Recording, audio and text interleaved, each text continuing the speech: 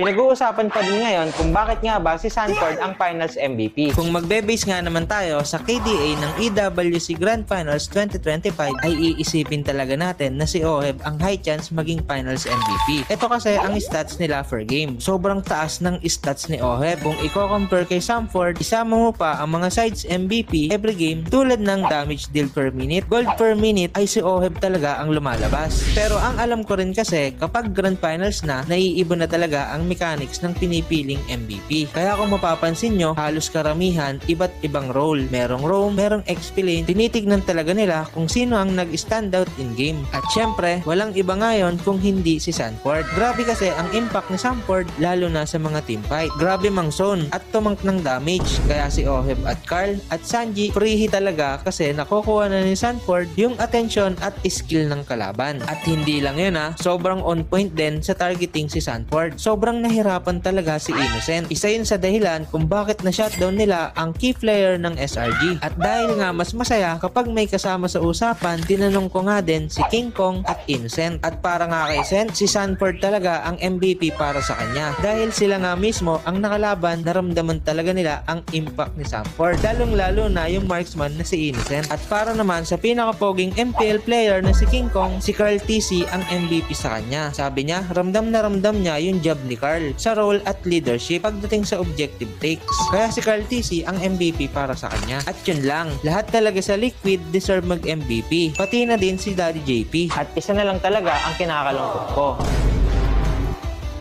na kahit sino pang manalo, wala tayong balato.